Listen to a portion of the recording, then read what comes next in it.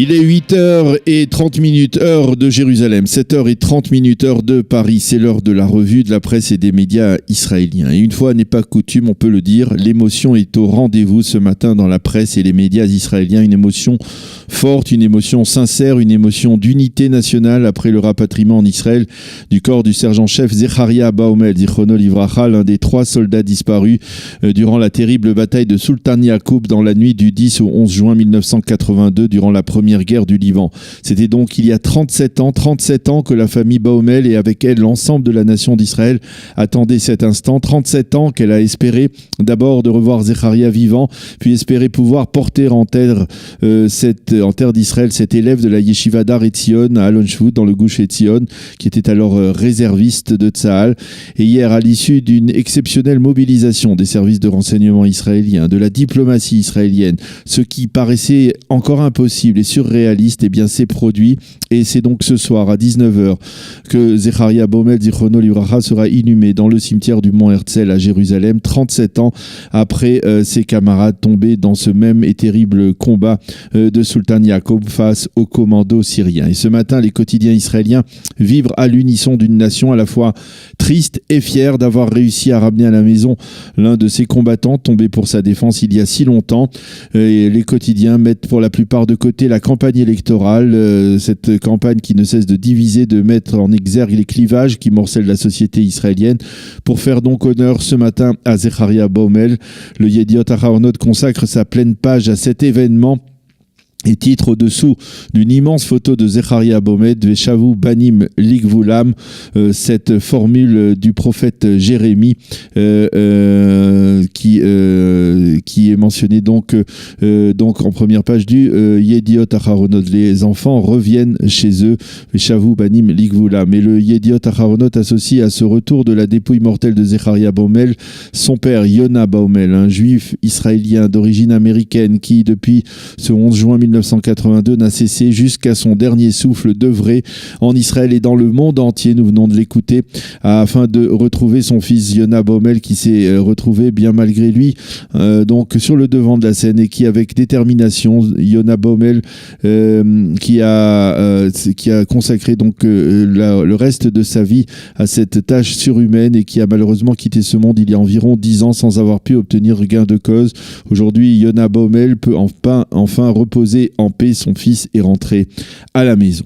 Le Israël Hayom lui mentionne en première page l'un des responsables de cette opération top secret, une opération exceptionnelle des services de renseignement israéliens, de la diplomatie israélienne, qui relate l'instant clé de cette opération.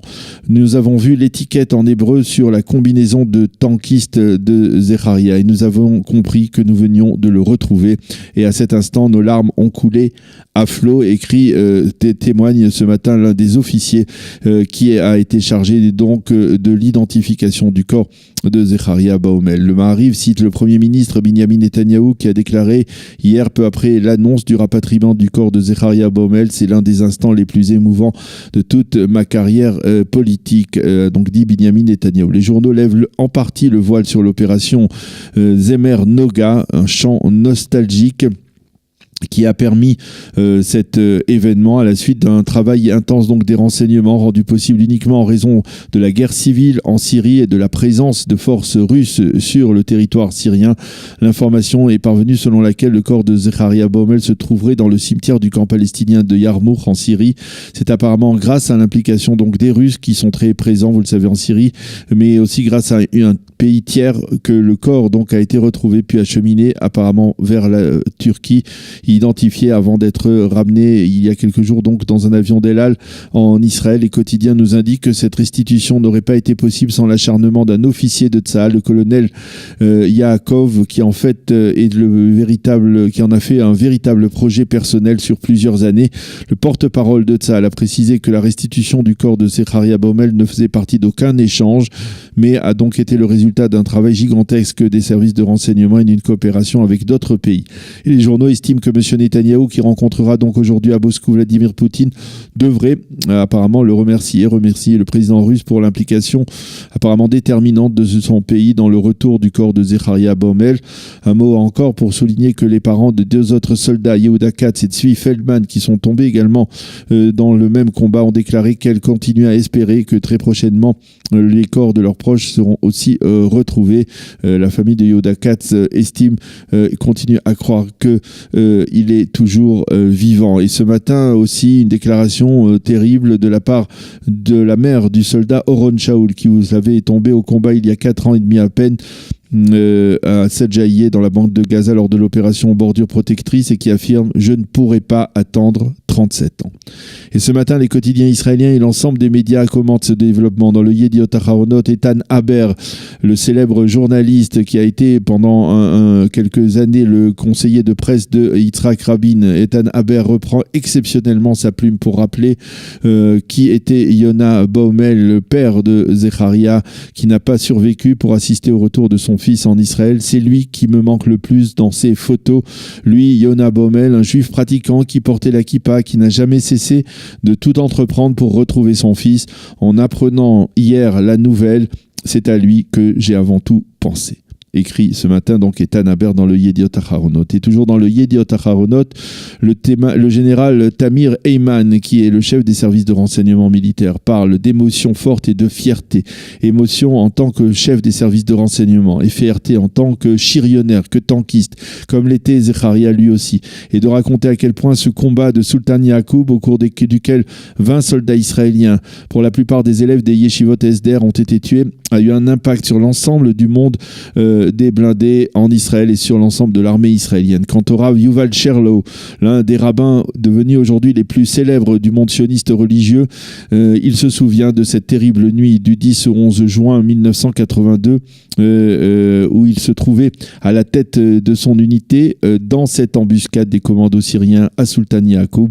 Le retour du corps de Zecharia Baumel, écrit le Rav Sherlow ce matin, nous secoue, nous rappelle cette terrible nuit, mais consolide également l'alliance de base entre Israël et ses combattants. Et bien évidemment, ce matin, dans tous les quotidiens, on peut lire, pour ceux qui ont oublié les détails de cette bataille qui a traumatisé donc l'État d'Israël. Yoav Limor, dans le Israël Hayom, rappelle que Tzahal fait et continuera à faire tout son possible pour retrouver tous ces soldats disparus, et c'est tout à l'honneur de l'armée israélienne d'agir ainsi et de ne pas oublier ceux qui sont tombés pour la défense de la nation.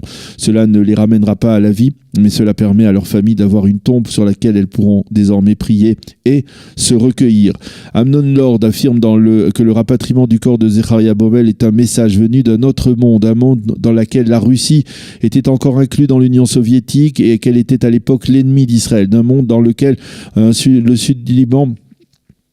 Au sud Liban, l'ennemi s'appelait l'OLP et non le Hezbollah, d'une Syrie qui représentait une menace véritable pour l'État d'Israël. Aujourd'hui, la Russie est l'allié d'Israël. L'OLP possède une représentation à Ramallah et la Syrie n'existe quasiment plus, écrit ce matin Amnon Lord dans le Israël Hayom. Le Maariv lui souligne que ce genre d'événement est rendu possible grâce aux excellentes relations développées par Binyamin Netanyahou avec le président russe Poutine, les deux hommes se rencontreront donc aujourd'hui. Et éventuellement, il devrait normalement mentionner l'implication de la Russie dans cette affaire.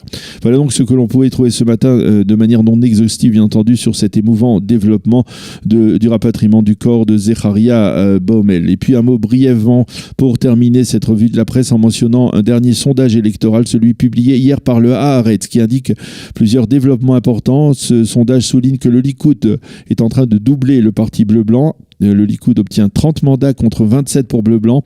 Le bloc de droite avec Moshe Feiglin obtient 67 mandats et se consolide. Un sondage donc à méditer, en particulier lorsqu'il s'agit d'un journal comme le Haaretz, qui est considéré comme un journal de la gauche israélienne. Voilà donc pour cette revue de la presse et des médias israéliens de ce matin. La suite de notre programme dans quelques instants.